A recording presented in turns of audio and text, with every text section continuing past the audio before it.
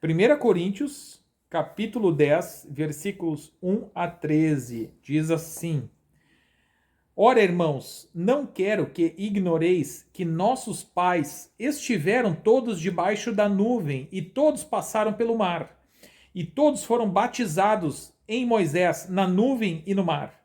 E todos comeram de uma mesma comida espiritual e beberam todos de uma mesma bebida espiritual, porque bebiam da pedra espiritual que os seguia, e a pedra era Cristo.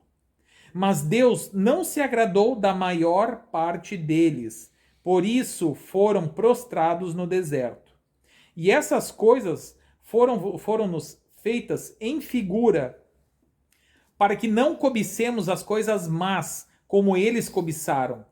Não vos façais, pois, idólatras, como alguns deles, conforme está escrito: o povo assentou-se a comer e beber, e levantou-se para folgar.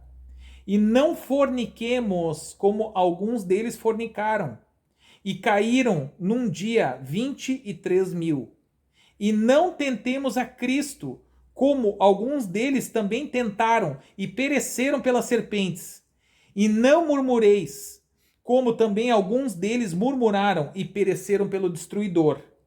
Ora, todas essas coisas lhes sobrevieram como figuras, e estão escritas para aviso nosso, para quem já são chegados os fins dos séculos.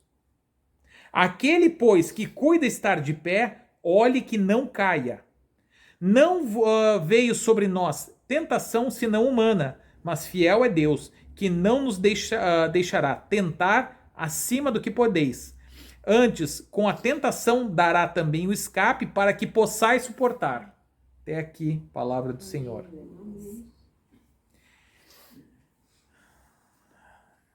A todos, igreja amada, palavra clara do Senhor que nos diz para uma igreja, que é a igreja de Coríntios, que é uma igreja que estava tendo problemas diversos internos, de divisão, de fornicação também, só para citar um dos pecados.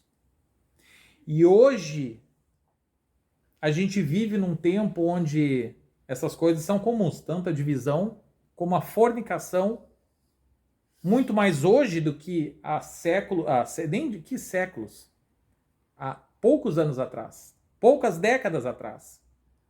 Mudou muito. Se a gente pegar 50 anos atrás, por exemplo, é muito diferente. Há 30 anos atrás já é diferente de 50. Se a gente pegar 10 anos ou 5 anos atrás, acho que os irmãos entendem. Quem tem mais tempo e quem é mais jovem, que porventura vem assistir o vídeo, pode olhar nos filmes e perguntar aos pais e avós, né? Então, no nosso tempo, é um tempo que se pratica isso. Interessante que Paulo dirigiu essa palavra a quem já são chegados os fins dos séculos.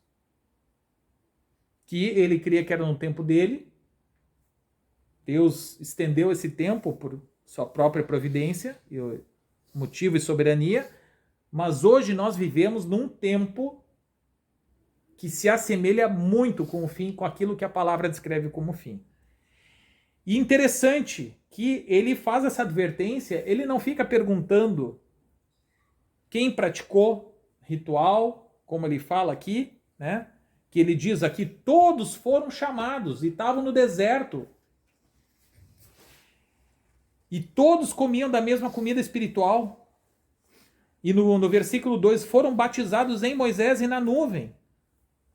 Isso é uma palavra para a igreja. Todos foram batizados em Moisés, na nuvem. Todos comeram da mesma comida espiritual, que é o maná, que é Cristo. Cristo é o pão que desceu. É isso, todos comeram desse pão. Todos beberam da bebida espiritual, que é quando a rocha foi fendida, que é Cristo, como claramente está aqui. No 5. Mas Deus não se agradou da maior parte deles, por isso foram prostrados no deserto. Quem quer ficar prostrado no deserto?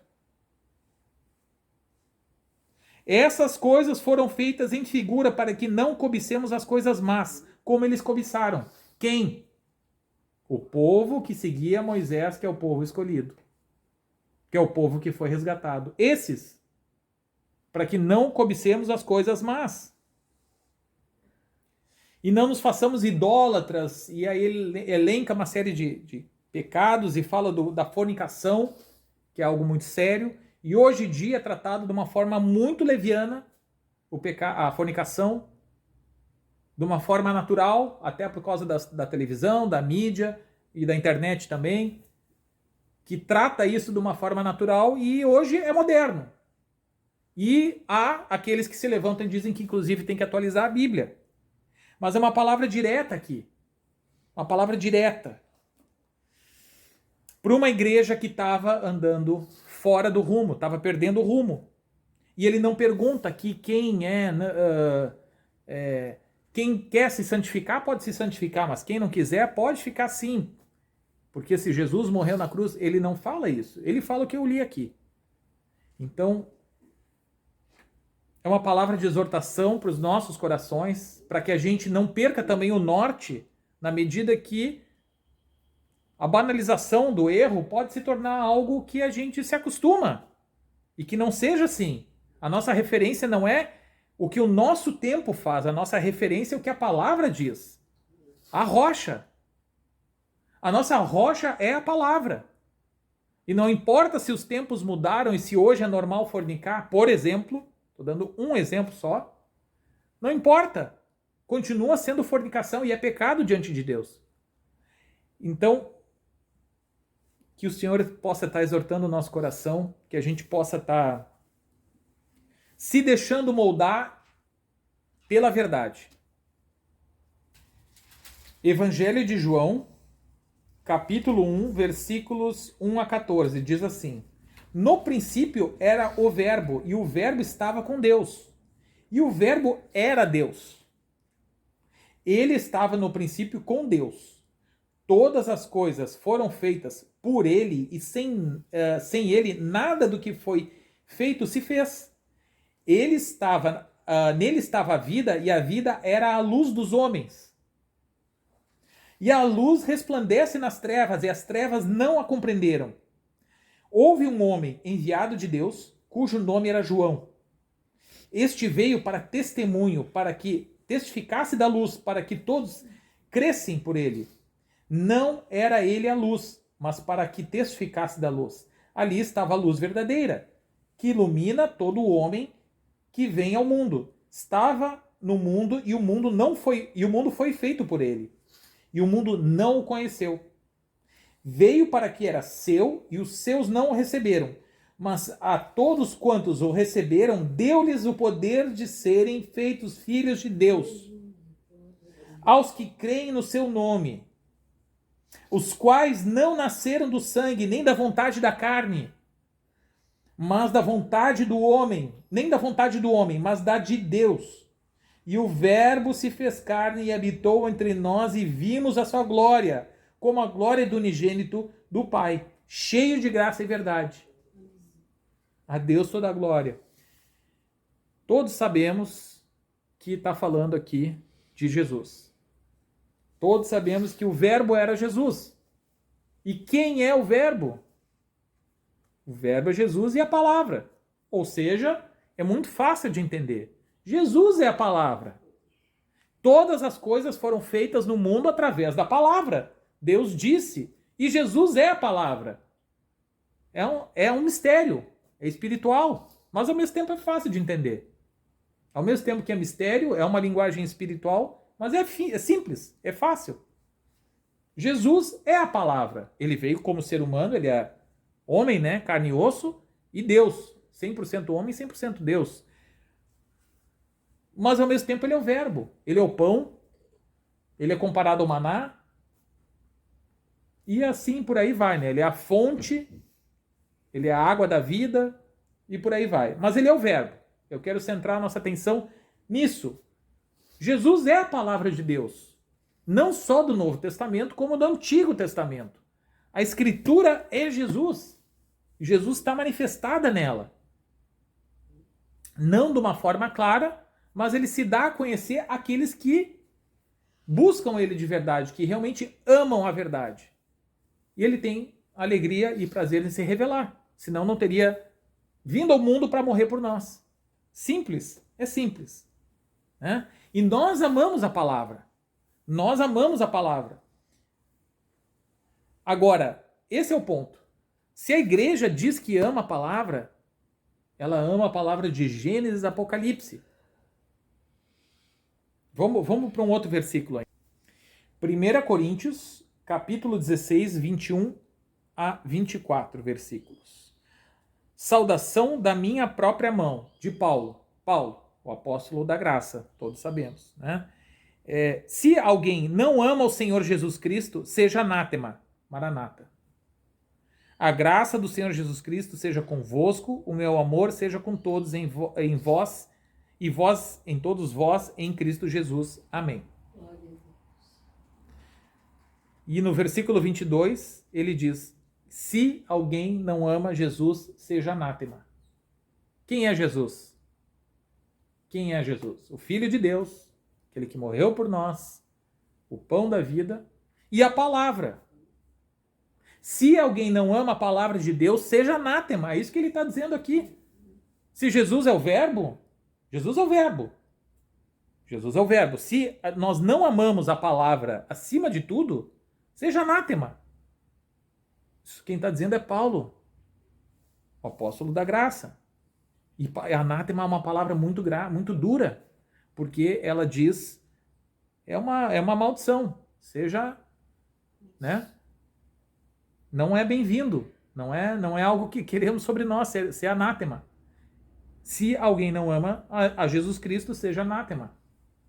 Mas não é Jesus Cristo, se der um nome a uma pessoa de Jesus Cristo, devemos amar ela quanto, né, criatura de Deus, né, irmão, né, como pessoa, mas não é o Jesus Cristo. Então, não é amar o Jesus Cristo que nós imaginamos que seja. Porque nós podemos ter uma falsa expectativa de Jesus Cristo. E esse é o ponto. Nós podemos ter uma falsa expectativa de Jesus. Nós sabemos quem é Jesus lendo a palavra, porque Jesus é a palavra. Então não é o Jesus segundo o meu conceito. É o Jesus que está descrito na palavra. É o Jesus que está nos evangelhos. Esse é o Jesus. Que veio para dar sua vida por nós, que veio morrer na cruz por nós, porque todos somos pecadores, todos somos maus, temos uma natureza pecaminosa e por nossa própria conta não conseguimos nos salvar. A justiça não vem de nós, vem de Jesus. Simples assim. Por esse Jesus, nós temos que amar. Mas é o Jesus que também nos exorta a carregar a cruz. É o mesmo Jesus. Sim. O mesmo Jesus que deu seu sangue por nós nos chama a carregar a cruz. A nos renunciar a tudo, renunciar a nós mesmos, inclusive, né? A renunciar a tudo e renunciar a nós mesmos.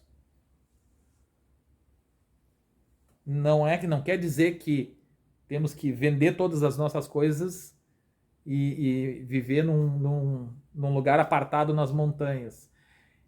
Mas para alguns pode ser, se for assim, o Espírito Santo há de guiar. Mas o nosso coração não pode estar... No nosso coração, Jesus tem que estar em primeiro lugar. A palavra. No nosso coração é isso. E que a gente não coloque o Senhor à prova para que Ele não nos experimente, não para que a gente tenha que ser colocado em situações como aquele jovem rico, por exemplo. Porque Jesus sabia quem ele era. E aquele jovem rico... Vê como não é necessário, por exemplo, só para pegar neste exemplo, Zaqueu deu a metade que tinha aos pobres, ele não deu tudo. Ele podia ter dado tudo, né? Barnabé deu tudo. Amém. Zaqueu deu a metade. Nós somos livres. O Espírito Santo há de nos convencer. Essa nossa relação com o dinheiro, se nós amamos o dinheiro, nós estamos em pecado. Se nós temos uma vida abnegada, nós somos livres para administrar o dinheiro, dando um exemplo. Mas o ponto aqui de Jesus é que ele é a palavra e que nós temos que amar a palavra e esse Jesus nos chama a carregar a cruz. É o mesmo Jesus que deu sangue por nós. É o mesmo Jesus que diz: quem crer e for batizado, esse será salvo. E é o mesmo Jesus que diz que quem perseverar até o fim, esse será salvo. E essas palavras nós temos que guardar. Porque é o mesmo Jesus que diz tudo. E quando Paulo fala através do Espírito, ele está falando por Jesus. Porque toda a palavra é inspirada, a Escritura é inspirada. Então tudo é o conselho de Deus e toda a palavra tem que ser pregada. E não só partes dela. De Gênesis a Apocalipse tem que ser pregado. E o que eu li aqui foi a palavra de Deus. Evangelho de João, capítulo 14, versículo 15. Diz assim: se me amais, guardai os meus mandamentos. Só isso. Quem está dizendo isso? Jesus Cristo. Então Jesus, o verbo, que se deu por nós, em justiça por nós, se fez justiça por nós, porque éramos pecadores, somos pecadores, temos uma natureza pecaminosa, mas para nos resgatar das trevas e nos colocar no reino da luz, deu o seu sangue por nós. Esse Jesus é o mesmo Jesus. É o mesmo Jesus que diz, aquele que crer e for batizado será salvo, que diz: quem perseverar até o fim, esse será salvo. É o mesmo Jesus. E é o mesmo Jesus que diz: se me amais, guardais os meus mandamentos. Se me amais, e quem é Jesus? A palavra. Então ele está dizendo: se amamos a palavra, guardamos a palavra. Isso não é lei de Moisés. Nós estamos guardando o conselho de Deus no coração e amando o conselho de Deus. É isso. Se não amamos a palavra, o que ele está dizendo em outras nas entrelinhas? Se não guardamos a sua palavra no coração, no altar do nosso coração, não amamos a ele. E o que há de ser com quem não ama Jesus? A palavra seja anátema. É o que a palavra diz. É o que a palavra está dizendo. Então, se amamos Jesus, guardamos a palavra. No final da Bíblia, 1 João, capítulo 3, versículos 8 a 11, diz assim: quem pratica o pecado é do diabo, porque o diabo peca desde o princípio. Para isso o Filho de Deus se manifestou, para desfazer as obras do diabo. Qualquer que é nascido de Deus não permanece no pecado, porque a sua semente permanece nele, e não pode pecar, porque é nascido de Deus. Nisso são manifestos os filhos de Deus e os filhos do diabo. Qualquer que não pratica a justiça e não ama seu irmão não é de Deus. Porque esta é a mensagem que ouviste desde o princípio, que nos amemos uns aos outros.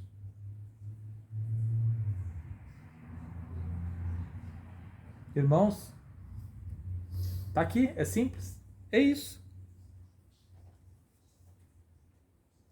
Quem quer permanecer na prática do pecado, é isso que eu pergunto.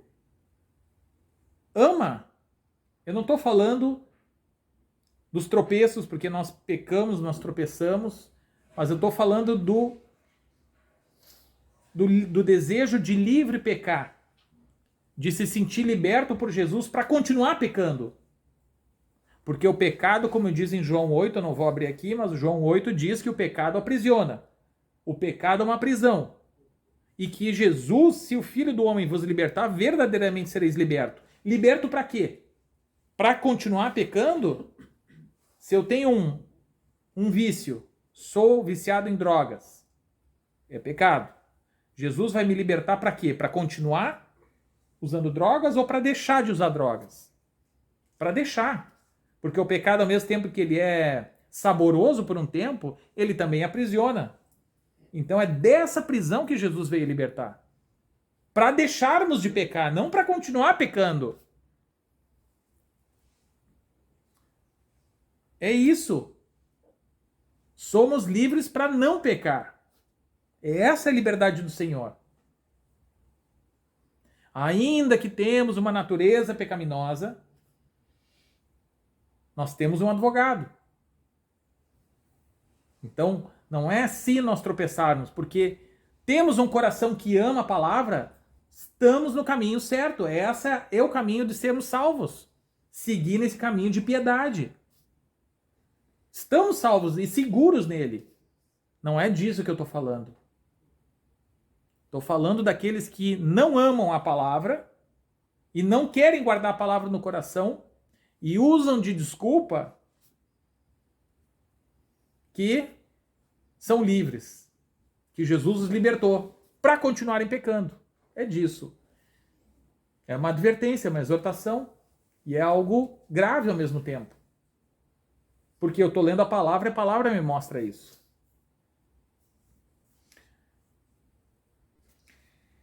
1 Timóteo, capítulo 6, versículo 3, diz assim: se alguém ensina alguma outra doutrina e se não conforma com as sãs palavras de nosso Senhor Jesus Cristo e com a doutrina que é segundo a piedade, é soberbo e nada sabe, mas delira acerca de questões e contendas de palavras, nas quais nascem invejas, contendas, blasfêmias e ruins suspeitas. Perversas contendas de homens, corruptos de entendimento e privados da verdade, cuidando que ganho seja piedade. Aparta-se dos tais. Então, a doutrina de Cristo é a palavra. É o que o conselho da palavra nos ensina. Essa é a doutrina. São as palavras sãs. Tudo isso que foi lido aqui são palavras sãs de Jesus. E é essa exortação que ele nos traz.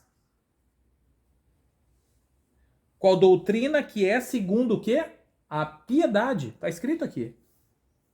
Com as sãs palavras de nosso Senhor Jesus Cristo e com a doutrina que é segundo a piedade. Tito, capítulo 2, versículos 11 a 12, diz assim: porque a graça salvadora de Deus se há manifestado a todos os homens, ensinando-nos que, renunciando à impiedade e às concupiscências mundanas, vivamos neste presente século sóbria, justa e piamente. Não é isso? Porque a graça salvadora se manifestou para quê?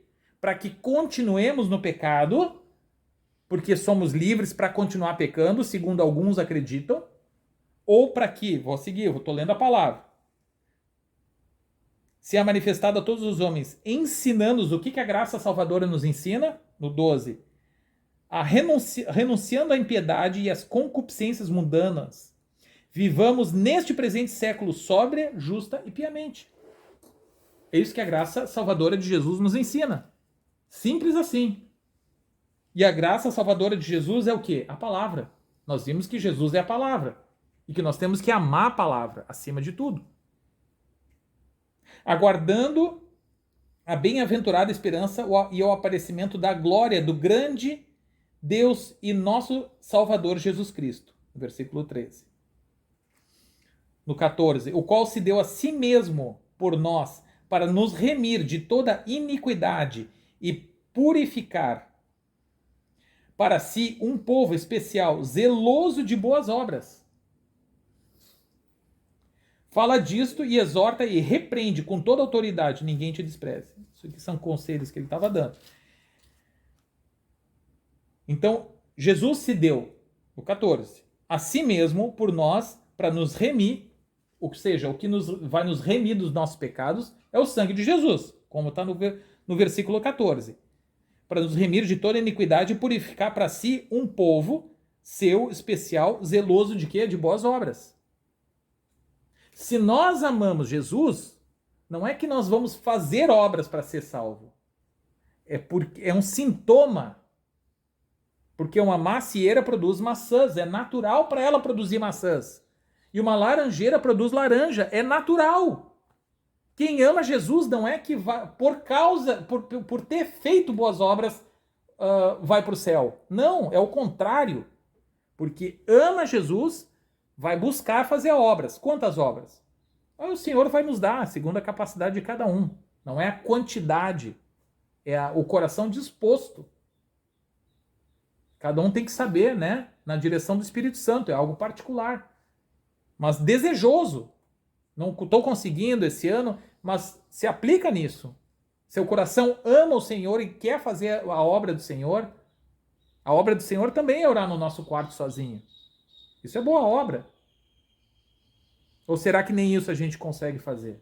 Orar no nosso quarto sozinho, ler a palavra, isso é boa obra. Evangelismo também é, e outras coisas, né? Exteriores também. Mas nós somos assim, nós amamos a Jesus. É para isso que ele veio. Para que a gente aprenda a renunciar ao quê? À impiedade. E a gente possa viver uma vida justa, sóbria e de uma forma piedosa. A palavra está me ensinando isso. É isso. E de novo, não conforme alguns creem que são libertos pelo sangue de Jesus para continuar pecando. Esse é o caminho da apostasia. Eu vou ler 3 versículos do Antigo Testamento, não precisam abrir, que são 3 versículos pontuais. Zacarias capítulo 7, versículos 9 a 10 diz assim: Assim falou o Senhor dos Exércitos, dizendo: Executai juízo verdadeiro, mostrai piedade e misericórdia cada um a seu irmão, e não oprimais a viúva, nem o órfão, nem o estrangeiro, nem o pobre, nem intente o mal cada um contra seu irmão no seu coração. Falando da piedade, já no Antigo Testamento. Provérbios capítulo 10, versículo 2 diz assim: Os tesouros da impiedade de nada aproveitam, mas a justiça livra da morte. No Antigo Testamento. Provérbios 10, versículo 2. Agora, Salmo 84, versículo 10. Porque vale mais um dia nos teus átrios que em outra parte 1000. Preferia estar à porta da casa de meu Deus e habitar habitar nas tendas da impiedade.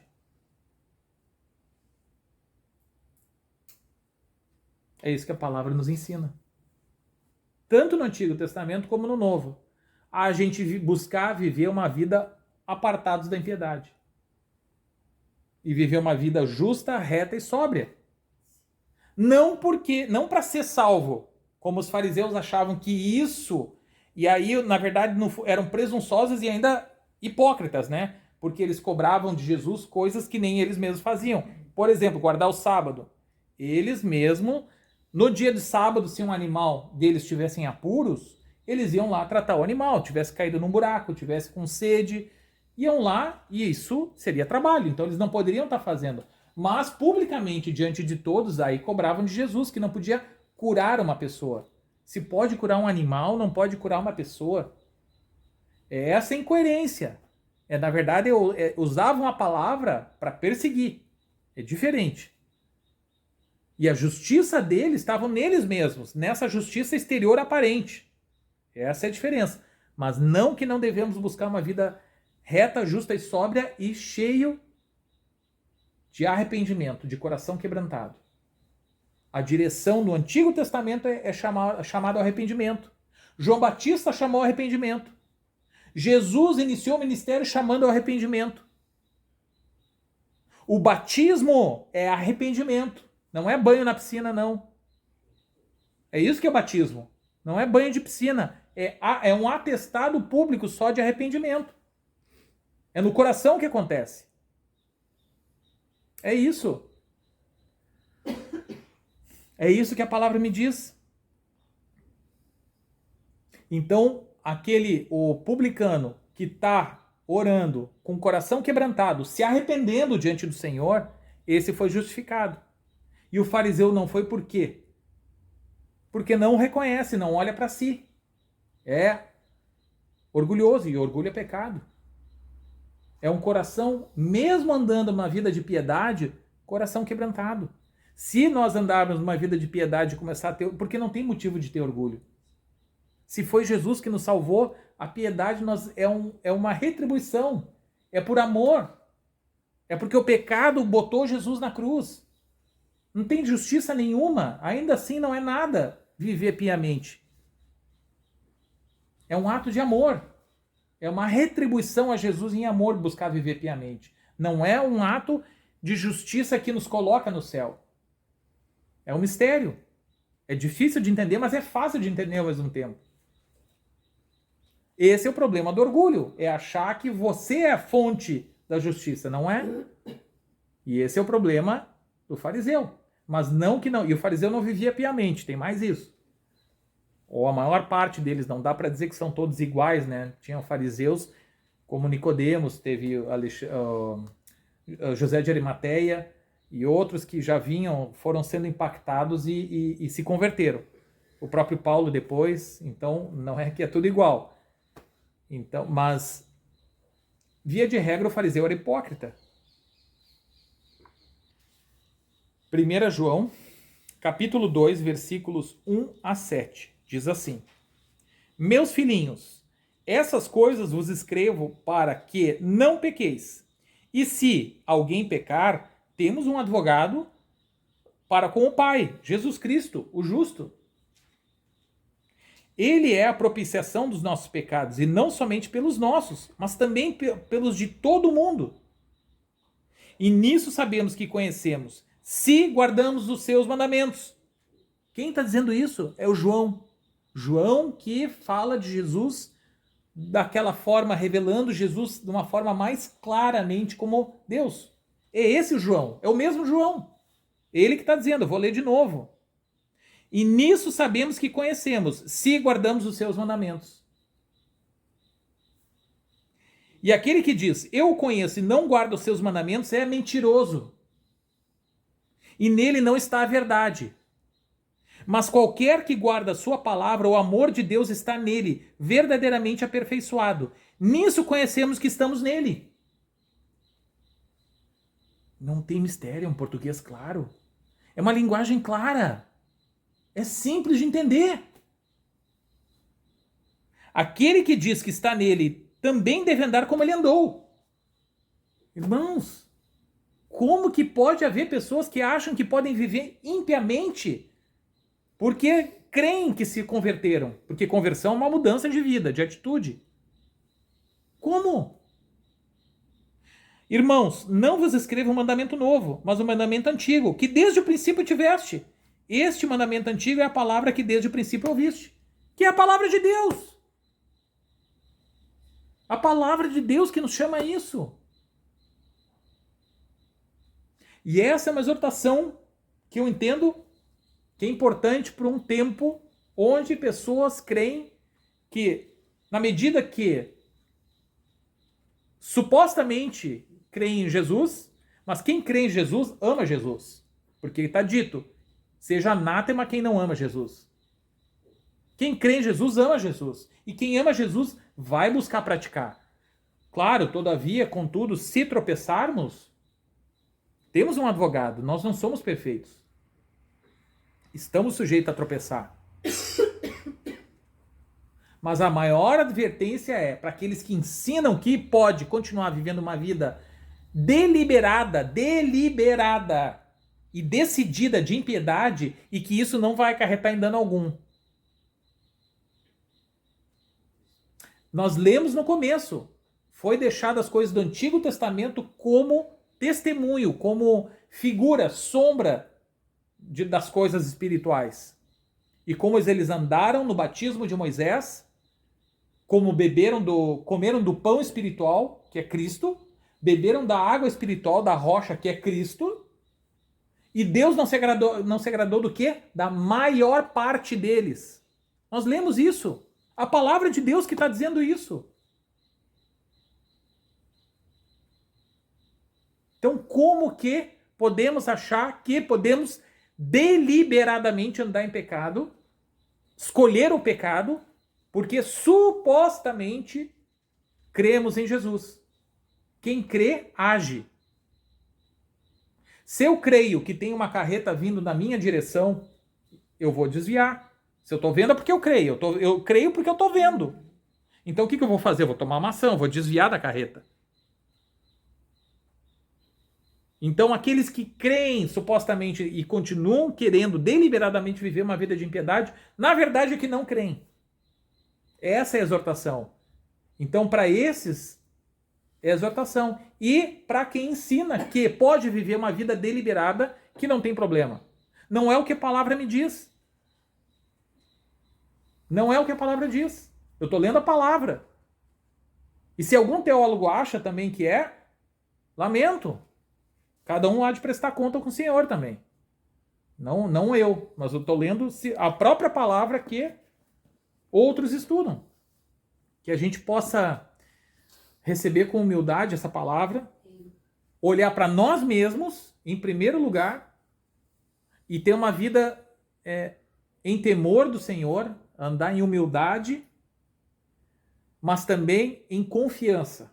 Porque essa não é uma palavra, Deus não é um Deus que... Deus quer salvar a humanidade, Ele não quer destruir a humanidade. Que se fosse para destruir, já teria destruído. E Deus ama a humanidade a ponto de mandar o próprio Filho a morrer na cruz daquele jeito. Então, essa é a prova que Deus ama. Deus não é um Deus que tem prazer na perdição. A perdição é uma escolha livre do homem. Então, que a gente possa andar na confiança de escolher as coisas certas. Não há nenhum motivo de temer o Senhor se nós colocamos a nossa confiança e escolhemos o caminho do Senhor. Tropeçamos, pecamos. Amém. Não são os nossos pecados, muitos dos nossos tropeços não são intencionais. Mas eu tropecei e foi intencional, então te arrepende e não tropeça mais. Mas busca o conserto, é o que a palavra diz. Busca o conserto diante do Senhor. E nesse conserto e nessa vida, temos sim a confiança de que somos salvos. Porque Deus não é um Deus de colocar medo, terrorismo. É um Deus de amor e de confiança e de comunhão. É um Deus que nos chama de filhos. Como eu li aqui, todas essas passagens chamam em várias passagens João chama de filhinhos, filhos. Mas como que posso não temer o Senhor se o pecado é algo que o Senhor detesta tanto? Mas aí nós vamos voltar e repetir tudo. Jesus já morreu por nós. Nós somos limpos de todo o nosso passado. E daqui por diante, à medida que andamos, temos que nos apartar do pecado. Mas eu ainda tenho várias coisas. Então vai te aplicando em te apartar do pecado. Esse é o caminho. É um caminho de abandono paulatino do pecado. O mais diligente, depressa que você puder. Vai se apartando do pecado. Ainda tropecei, Deus, amém? Se arrepende verdadeiramente de coração e pede perdão a Deus. Se for contra teu irmão, vai no teu irmão e pede perdão ao teu irmão.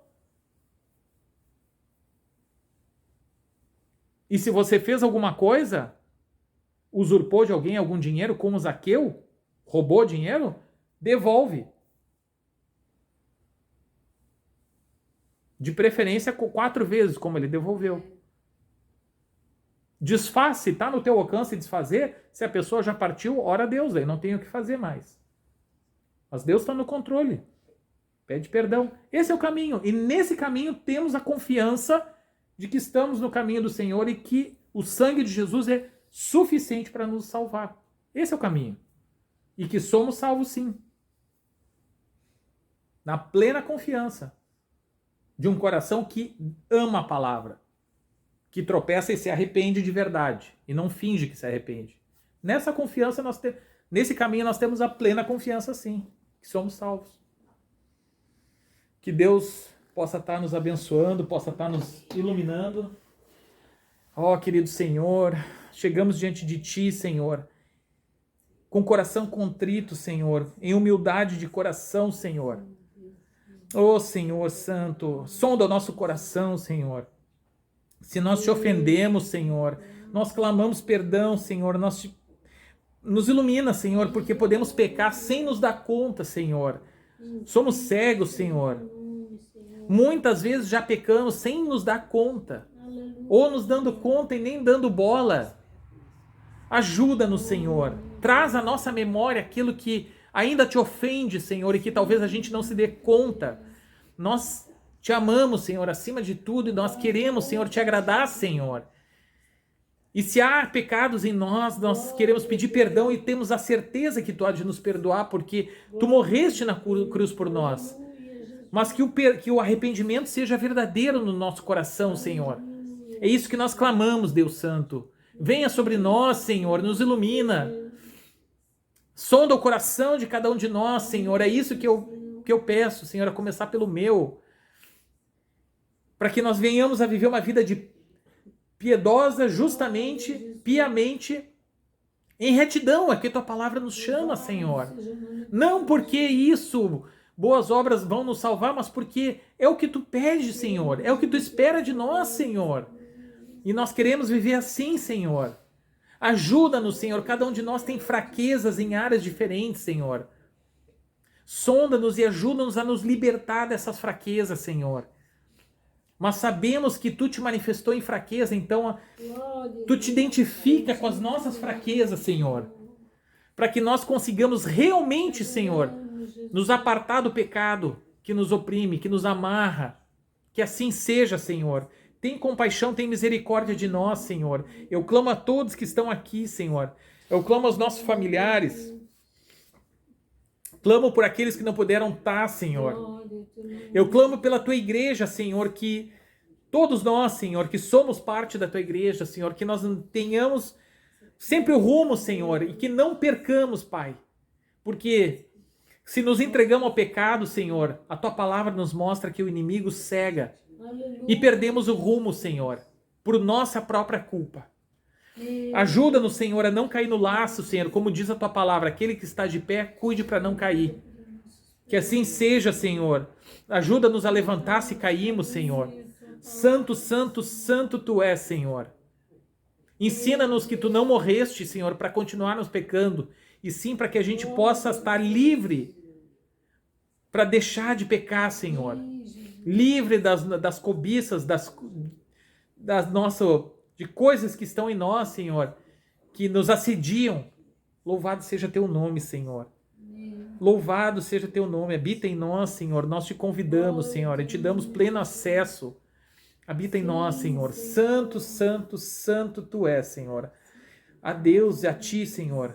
Deus Santo, toda a glória, toda a honra, Senhor. Amém.